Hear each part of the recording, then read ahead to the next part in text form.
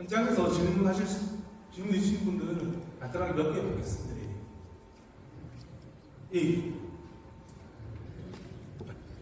선도지구 선정 이전에 신탁사와 MOU책을 하는 걸로 알고 있는데요.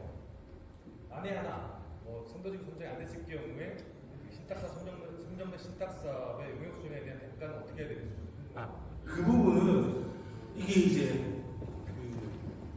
사실 국토부나 이런 데서도 특별법으로 이제 이런 정비 사업을 추진하는 이런 것들이 처음이다 보니까 현재 특별정비구역 지정할 때까지 기존의 어떤 조합 방식이나 신탁 방식 이전에 임의단체가 좀 필요한 부분이 있습니다. 그러다 보니까 이런 임의단체를 어떻게 끌고 나가냐에 대해서 이제 좀 앞서가 준비를 하시는 분들은 단지들은 고민을 하는데 다른 사람들, 다른 늦은 단지들은 그것까지 고민을 못하고 있죠. 지금 말씀하신 대로 그런 부분들은 재건축 추진준비위원회에서 신탁사하고 MOU를 맺을 때 그런 부분을 좀 잘 반영해서 예를 들어서 선도지구가 지정되고 특별정비구역까지 가는 과정에서의 그런 이제 통과가 되면은 그런 부분들을 이제 비용을 나중에 이제 부담한다든지 혹은 나중에 사업 시행자 지정할 때 가산점을 준다든지 이런 식으로 접근해 볼 수 있고, 현재로서는 선도지구로 지정할 때 정비계획서 쓰는 부분이 쓰면 최소한 형태로 갈 거기 때문에 이제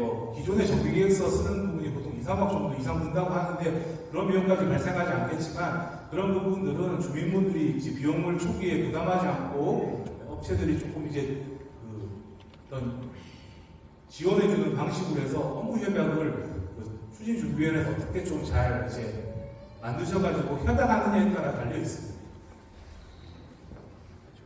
예. 정부에서 신탁 방식으로 재건축 추진할 때 표준 계약서라는 게 그런 양식을 준비하고 있나요? 표준 계약서에 대한 부분은 작년 9월인가 이제 나온 걸로 알고 있고요. 아마 이런 부분들은 이제 신탁사에서 다 기본적으로 준비를 해서 계약을 이제 그 부분은 나중에 사업 시행자 지정하는 그 시점에서 좀 필요한 부분이고 지금 선도지구 할 때는 거기까지는 필요 없습니다. 한 단지에 한 채 이상 여러 채를 갖고 있는 소유주 같은 경우는 입주권이 한 채밖에 안 되는 걸로 알고 있거든요. 그러면 이걸 하기 위한 결정이 되는 단계가 관리 처분인지 어떤 조합 설립인지 어떤 그런 기준이 있나요? 관리 처분 시점에서 왜냐하면 이런 겁니다.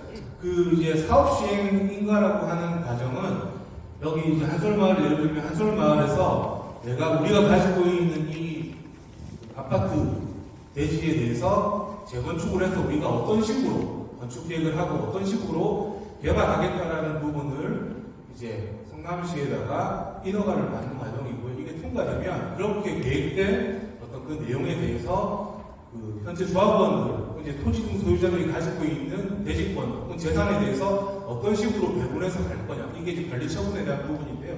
그런 부분들은 관리 처분할 때 이런 거고 통상적으로 1년 만에서 최소 2년 걸리는